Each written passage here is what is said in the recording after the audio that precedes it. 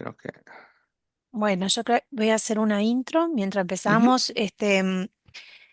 Bueno, nosotros somos de Amber, agradecerles a todos por haberse conectado al primer webinar del 2026 y el placer de tener a Axel Christensen de BlackRock para que nos cuente el view de BlackRock para el año. Contarles que Amber es un asesor financiero digital que invierte el dinero de los clientes en portafolios diseñados por BlackRock. BlackRock tiene un comité de gestión que diseña portafolios según cada perfil. Tenemos 7 perfiles diferentes y dependiendo del monto de inversión de los clientes, hay 2 programas de portafolios diferentes. La diferencia es solo que uno tiene más ETF que el otro. Y hoy invitamos a Axel para que nos cuenten cuál es la visión, tanto los planes Long Horizon como Target Allocation van a estar invertidos con esa visión y es BlackRock el que nos dice cuándo hay que cambiar, cuándo hay que agregar riesgo, cuándo hay que quitar riesgos y bueno, está bueno escucharlos qué es lo que están opinando a nivel macroeconómico sobre, sobre el mundo. Te lo dejo, Axel, a ti, capaz que te interrumpo por alguna pregunta o algo que surja, las personas invitadas pueden escribir tanto en el chat como directamente en Q&A para hacernos preguntas a ambos. Perfecto, María. Y bueno, muchas gracias a todos por invitarnos a participar en el primer webinar de este año. Y veníamos comentando al comienzo de la llamada, María, ¿no? ¿Qué comienzo de año? Realmente cuando, como pueden ver ahí, le pusimos a nuestro Outlook pushing limits, ¿no? Empujando los límites. Nunca nos imaginamos que íbamos a comenzar el año realmente con, digamos, con esto al máximo, ¿ah? Hemos visto casi desde el primer día con los eventos que siguen ocurriendo, que ocurrieron y siguen ocurriendo en Venezuela, un cambio de régimen, quizás la reincorporación de suministro venezolano al mercado y con los efectos que eso pueda tener. Luego, en la conferencia en Davos, el presidente Trump nos volvió a recordar que el tema de las tarifas está lejos de desaparecer, con todas las tensiones en cuanto a Groenlandia. Y estos últimos días, ¿no? Las tasas de interés en Japón, que están alcanzando niveles que no habíamos visto en décadas. Están, digamos, obligando a muchos inversionistas a replantear su visión de la renta fija, ¿no?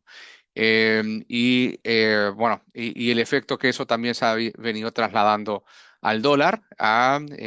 Hoy día alcanzaba su menor nivel en ya casi 4 años. El gran protagonismo del 2025 en cuanto a desempeño, muy ligado a esta situación del dólar, ha sido sin duda el oro. Así que un comienzo de año con muchas novedades.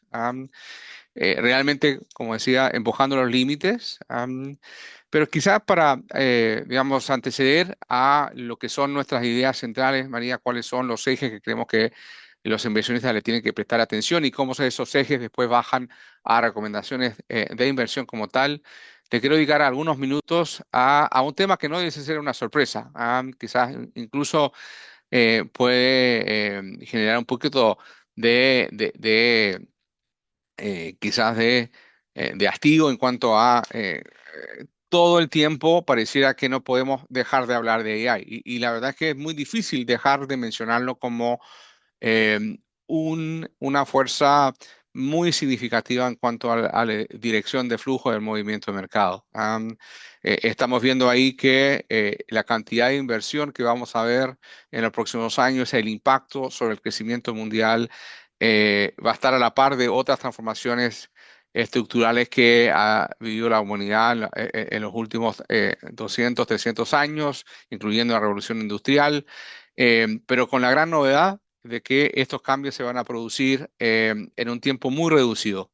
En tan solo unas 2 décadas vamos a ver cambios que en el caso, por ejemplo, del desarrollo de la computación e Internet tardaron 40, o en el caso de la revolución industrial casi 150 años. Así que la rapidez y el impacto en el crecimiento económico van de la mano y por eso, digamos, es difícil no poner a AI como elemento central. Vamos a seguir viéndolo, pero creemos que con algunos matices, María, con algunos cambios con respecto a la mirada que tenían los inversionistas hasta hace ahora, los últimos 2, 3 años en que tecnología ha liderado con mucha fuerza el desempeño bursátil, por ahí a finales de 2025 comenzó a perder ese liderazgo y creemos que está muy ligado a lo que intentamos graficar en las dos barras que están a la derecha, am, donde creemos que muchos inversionistas se están preguntando si esas dos barras eventualmente van a converger, van a alcanzar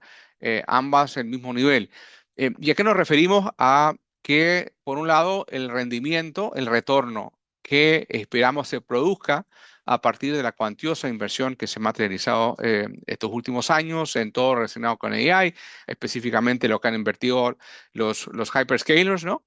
eh, Esa inversión alcance niveles razonables de rendimiento. Como te decía, acá quisimos poner, digamos, como rango razonable entre 9 a 12% de retorno a esa inversión.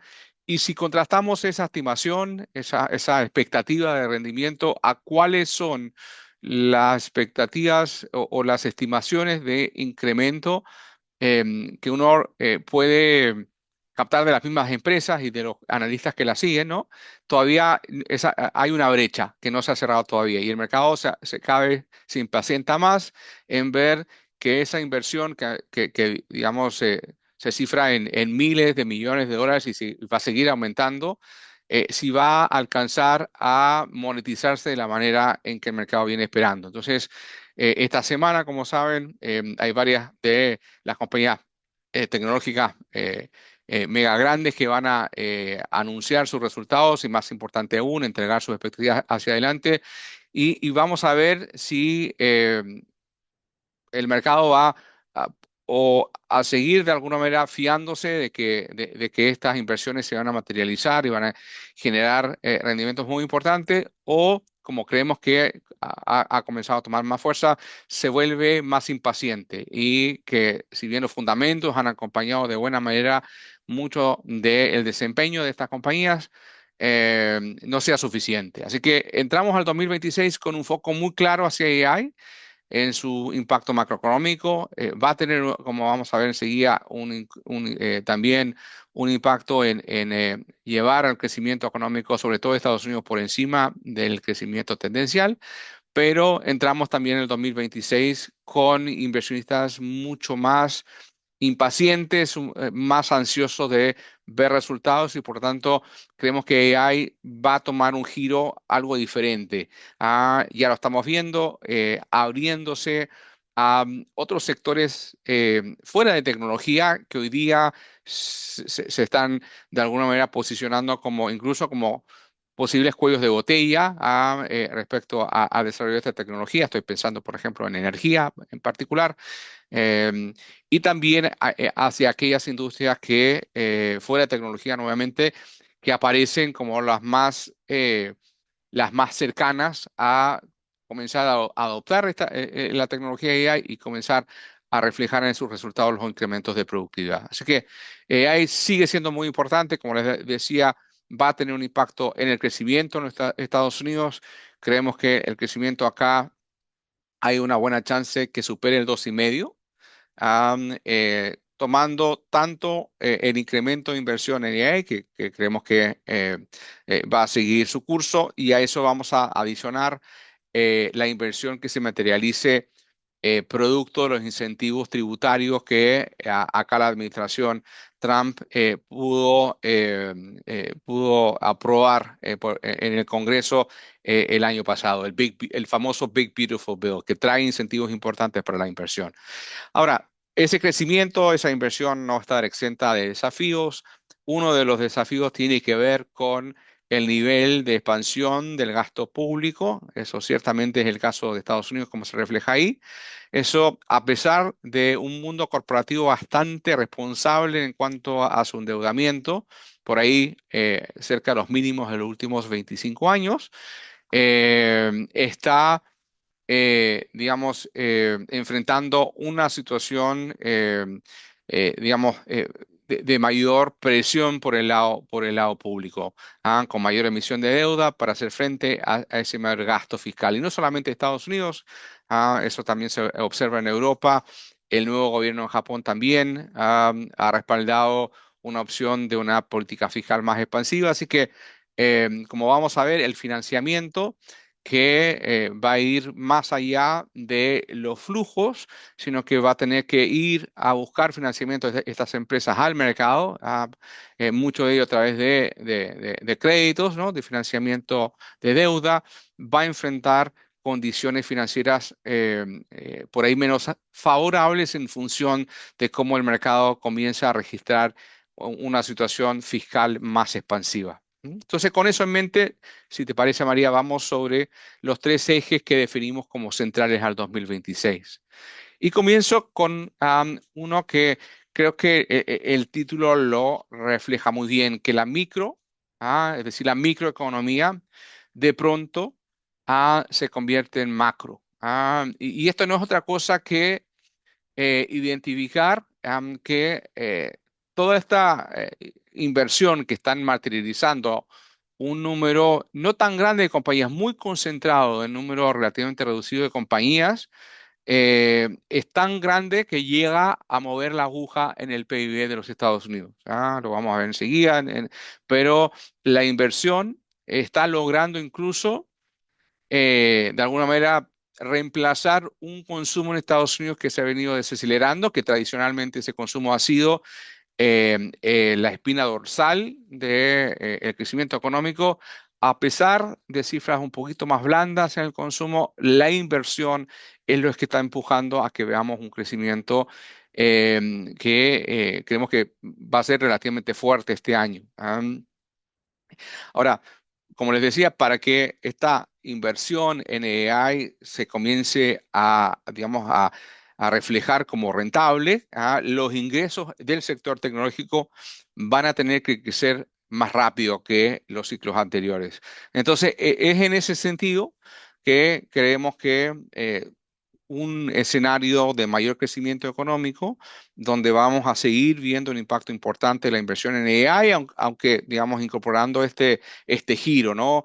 De una mirada ya no tan concentrada en un número reducido de compañías, sino que se empieza a abrir a otros sectores, a otras industrias, nos va a llevar a querer entrar en el 2026 con una posición más propensa a tomar riesgos, es decir, en nuestras carteras, en nuestros modelos, vamos a estar más cargados a la renta variable de lo que sería la posición, digamos, natural o de largo plazo. Vamos a estar overweight en renta variable en relación a la renta fija.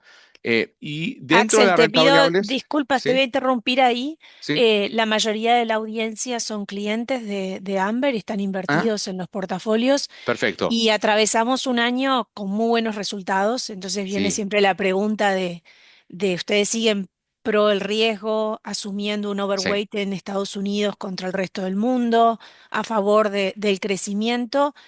sí, Y entonces pero, ellos pero pueden con esperar matices, sí. resultados de la misma magnitud que lo que fue el 2025 para este año. Con matices en cuanto a cómo queremos materializar esa exposición en Estados Unidos. María, si los últimos años veníamos de alguna manera acompañando el mercado en cuanto a mantenernos bastante enfocados en aquellas compañías que tenían las posiciones de liderazgo, en general compañías grandes, como te decía, creemos que a partir de este año las exigencias sobre esas compañías se vuelven cada vez más difíciles de ir cumpliendo y al mismo tiempo, para que se puedan cumplir, van a exigir que otros sectores, y me refiero, por ejemplo, al sector financiero o al sector farmacéutico, que comienzan a adoptar inteligencia artificial en sus propios negocios, comiencen a reflejar, aunque sean atisbos, digamos, aunque sean, digamos, apenas algunos brotes verdes, pero señales claras de que esta inversión se comienza a traducir en aumento de productividad y al final en ingresos. Y al mismo tiempo queremos incluir dentro de esa mirada más abierta, María, a aquellas industrias que son claves para que todo este proceso de transformación tenga lugar. Piensan, por ejemplo, en las compañías que generan la energía que utilizan los centros de datos o que fabrican el equipamiento de refrigeración para mantener las temperaturas bajas que estos centros requieren. O si me voy incluso aguas más arriba, María, donde las compañías que, digamos, son las que disponen de las materias primas críticas para que este proceso tome lugar. Entonces, una mirada menos concentrada, más abierta.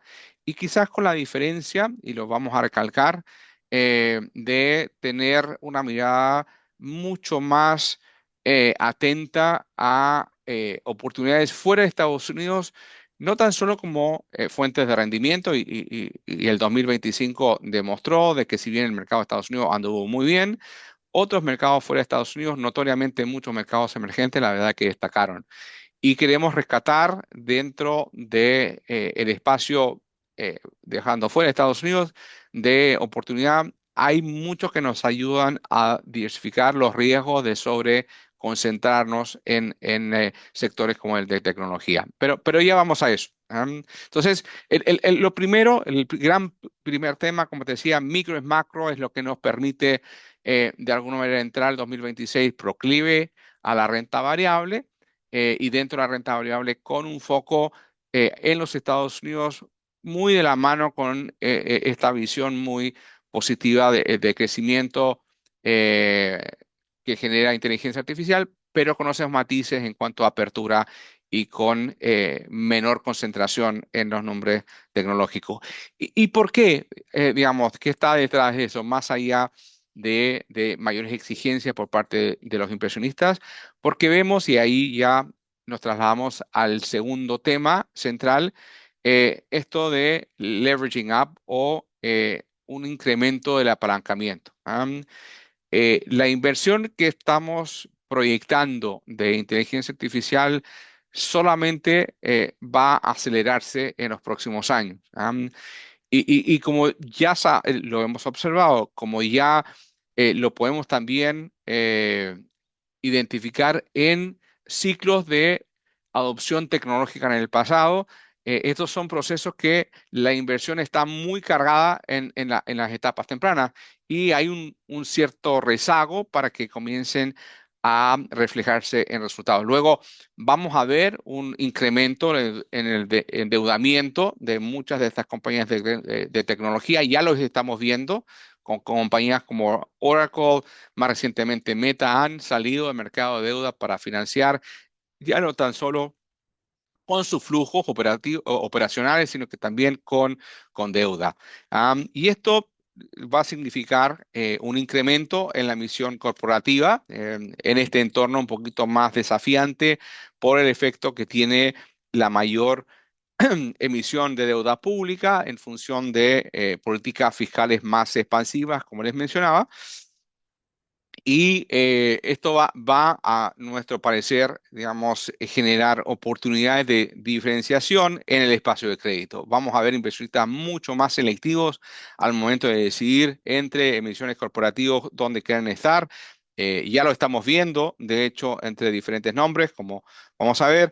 Y asimismo, obviamente, esto también nos abre la posibilidad de ver oportunidades en los sectores de crédito privado e infraestructura.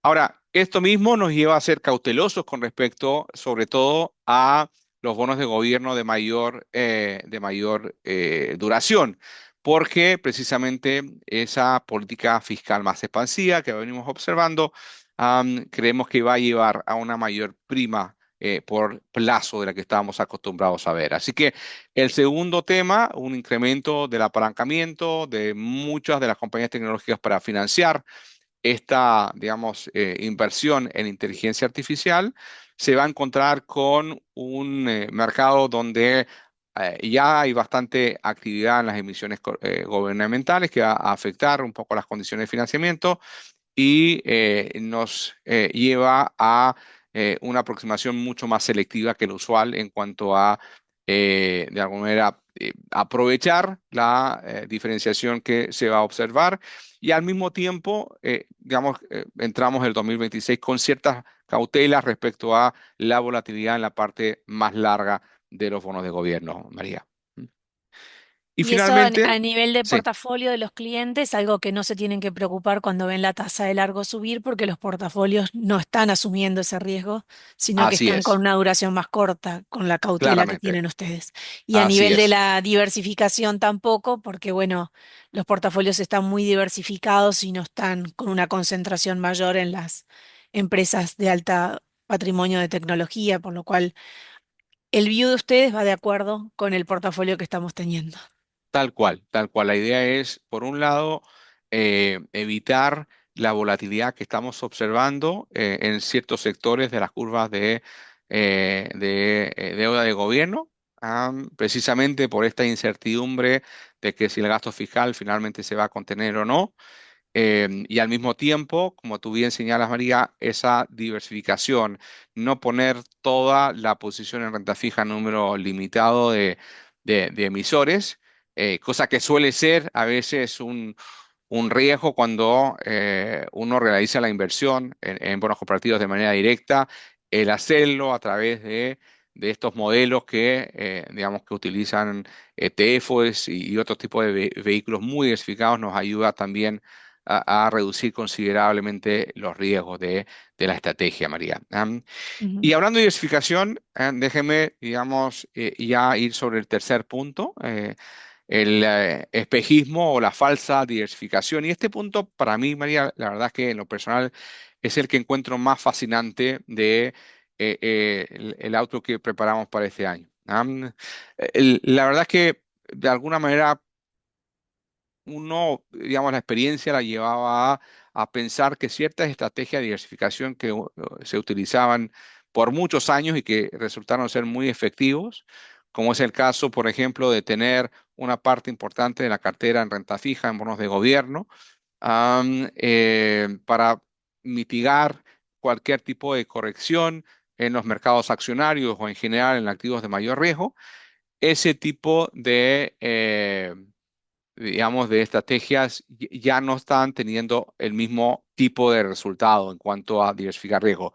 Eso lo aprendimos bien hace algunos años atrás, el 2022, cuando precisamente esa renta fija no nos ayudó a sobrellevar la corrección accionaria. Incluso en algún momento parecía que se corregía de la misma manera.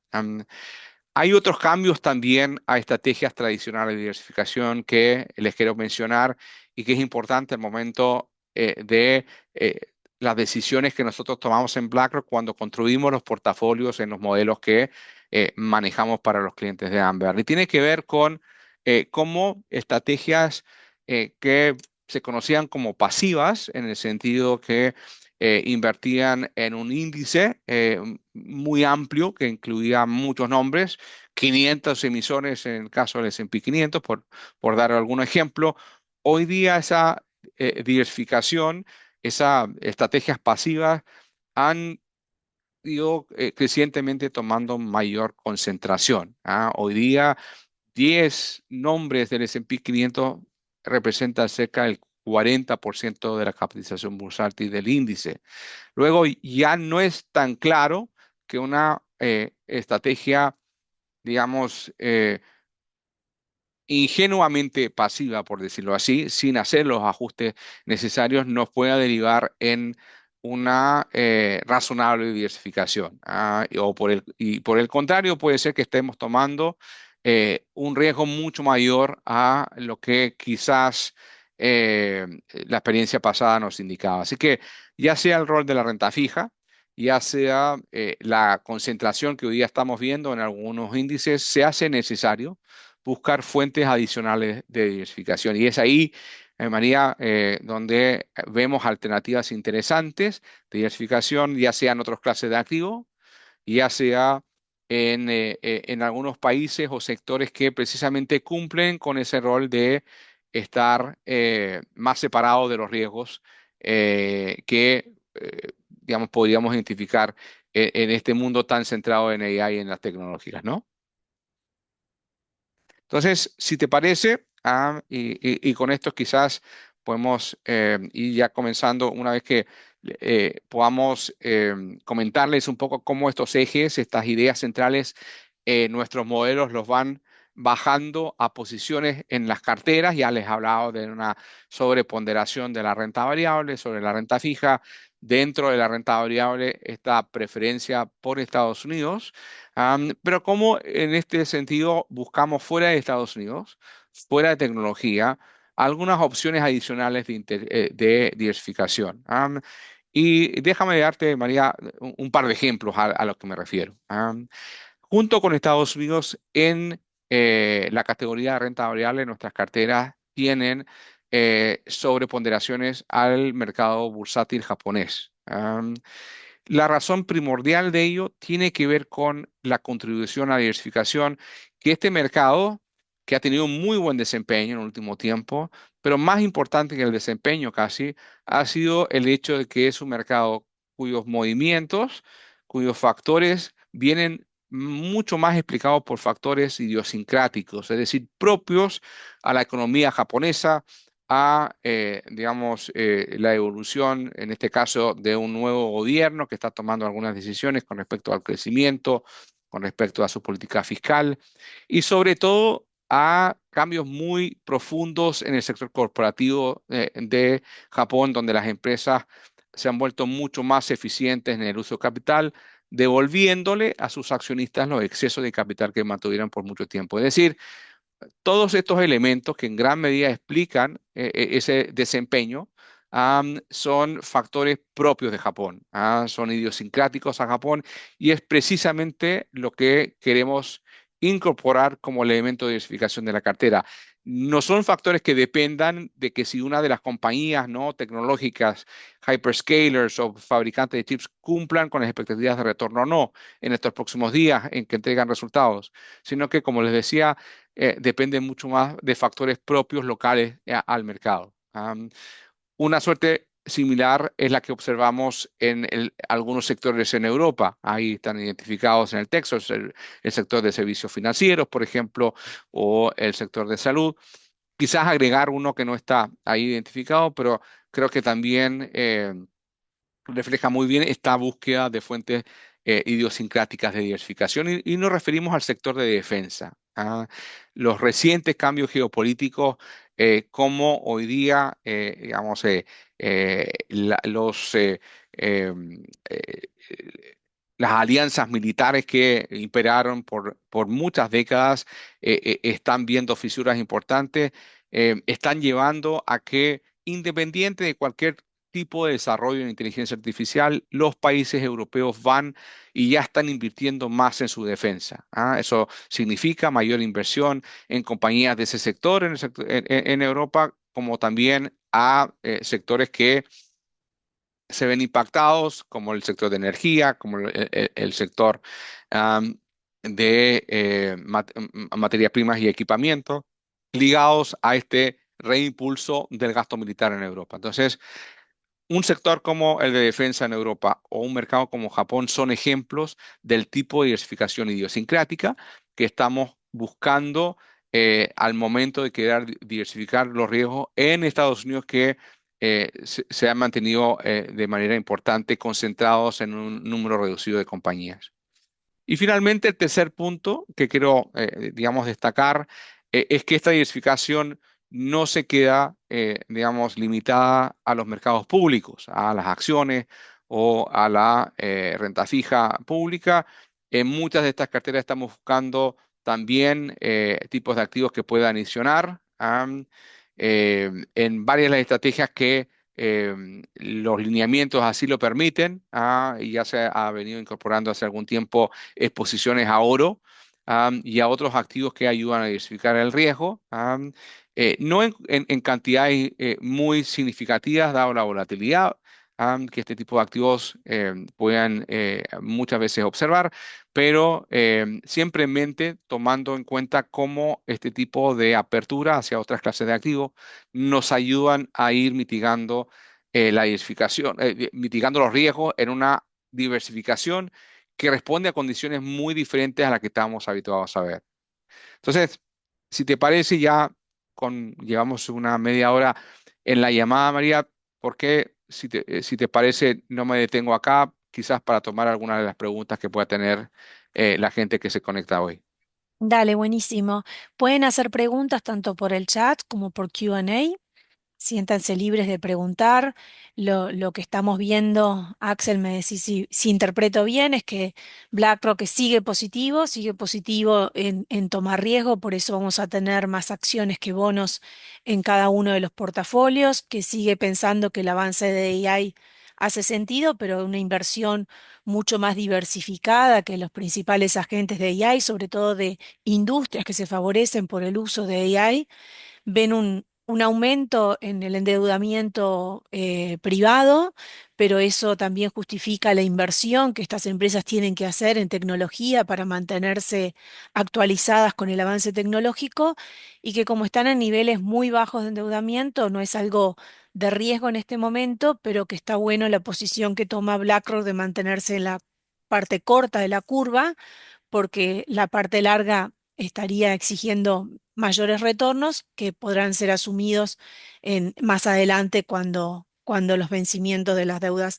pasen y preocupados por el endeudamiento de gobierno, principalmente no solo Estados Unidos y los mercados desarrollados, que eso es lo que podría ser negativo, y por el lado positivo todo el incentivo fiscal que va a llevar adelante este año Estados Unidos, que sigue empujando el crecimiento de una economía.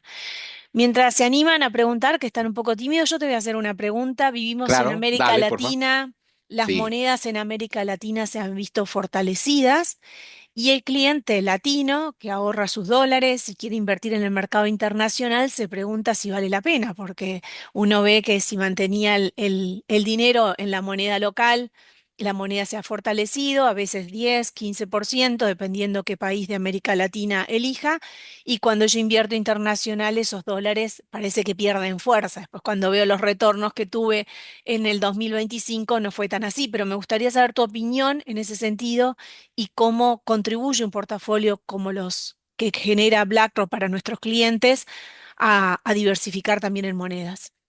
claro que sí. Y es una excelente pregunta, María, porque el año 2025 fue un año espectacular para los activos en otras monedas.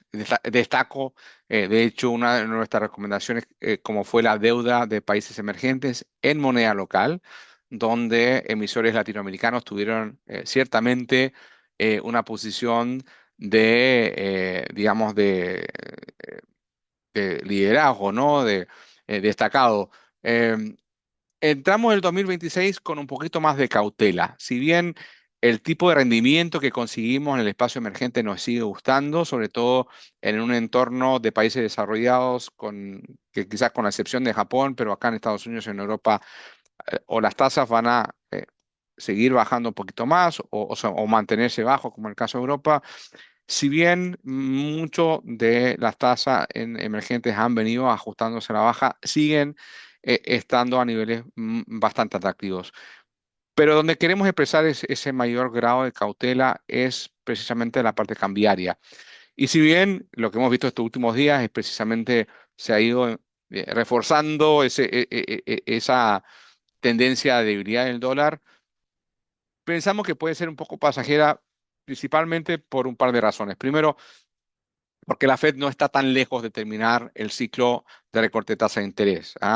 Todavía no se ponen de acuerdo las expectativas, si pueden ser dos o un recorte. Las cifras económicas en Estados Unidos muestran una economía, como les anticipaba, con bastante impulso que no justifican una política monetaria demasiado expansiva. A pesar de que el presidente Trump, digamos, quisiera lo contrario. No vemos recortes mucho más profundos que uno o dos recortes más, y eso ya le pondría un piso a cuánto más el dólar se podría debilitar. Pero en segundo lugar, María, y esto quizás es muy relevante para nuestra región, estamos frente a un año donde va a haber muchos eventos políticos, particularmente elecciones, en nuestra región. Ahora pronto van a haber elecciones en el Perú, luego en Colombia y a finales de año en Brasil, que va a concitar mucho interés. Hoy día es difícil tener claridad con respecto a los resultados de esas elecciones, y por lo tanto esa incertidumbre creemos que puede reflejarse en una mayor volatilidad cambiaria. Algo que hemos visto en el pasado. Asimismo, en el caso de México, México va a entrar a un proceso de revisión de su tratado de libre comercio con Estados Unidos, que sabemos que son tierras un poco pantanosas. Así que queremos entrar el 2026 con un grado un poco mayor de cautela y nos acomoda un poco más las emisiones en dólares que en moneda local. Tomando en cuenta que el año 2025 fue un año muy excepcional y sería difícil que se repita. Pero de todas maneras, la exposición en renta variable que estamos sugiriendo cuando hablamos de Japón o de ciertos sectores en Europa, o algunos países en particular dentro o sectores dentro de emergentes, como puede ser la tecnología en China, esas exposiciones conllevan también exposiciones abiertas en sus monedas locales, así que hay un elemento de moneda de diversificación en la cartera, pero como te decía, en el caso de la renta fija emergente, algo menos de lo que caracterizó nuestra estrategia del 2025. Perfecto. A ver si acá hay alguna pregunta. ¿Cómo de atractivos se ven los ETF de iShares que agrupan acciones argentinas por un lado y chilenas por el otro? Bueno, han tenido un muy buen desempeño, quizás por razones un poco diferentes.